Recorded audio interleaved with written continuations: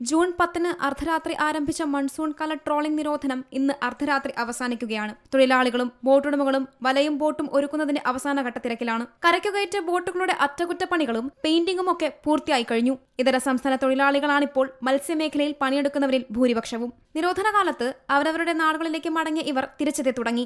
ഇത്തവണ മഴ കൂടുതൽ ലഭിച്ചതിനെ തുടർന്ന് കടൽ തണുത്തു കിടക്കുന്നത് പ്രതീക്ഷ കൂട്ടുന്നുണ്ട്. കഴിഞ്ഞ 2 ദിവസങ്ങളിലായി കടലിൽ പോയ പരമ്പരാഗത വള്ളങ്ങൾക്ക് മത്തിയും ചെമ്മീനും ലഭിച്ചിരുന്നു.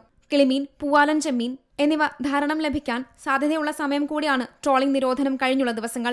ട്രോളിംഗ് നിരോധന കാലത്ത് പരമ്പരാഗത മത്സ്യത്തൊഴിലാളികൾക്ക് കപ്പൽ അപകടങ്ങളെ തുടർന്ന് കടലിൽ പതിച്ച കണ്ടെയ്നറുകൾ വലിയ തോതിലുള്ള നഷ്ടങ്ങളാണ് ഉണ്ടാക്കിയത്. വലകൾക്ക് കേടുപാടുകൾ സംഭവിച്ചത് തിരിച്ചടിയായി. ട്രോളിംഗ് നിരോധനം കഴിഞ്ഞ് വലിയ ബോട്ടുകൾ കടലിലേക്ക് ഇറങ്ങുമ്പോൾ അവരിലും ഈ ആശങ്ക നിലനിൽക്കുന്നുണ്ട്. എങ്കിലും കടലമ്മ കനിയുമെന്ന പ്രതീക്ഷയിലാണ് അവർ കടലിലിറങ്ങുന്നത്. സീ മലയാളം ന്യൂസ്, കൊല്ലം. ഏറ്റവും പുതിയ വാർത്തകളും വിശേഷങ്ങളും വിരൽ തുമ്പിലറിയാൻ സീ മലയാളം ന്യൂസ് എല്ലാ ഡിജിറ്റൽ പ്ലാറ്റ്ഫോമുകളിലും ലഭ്യം.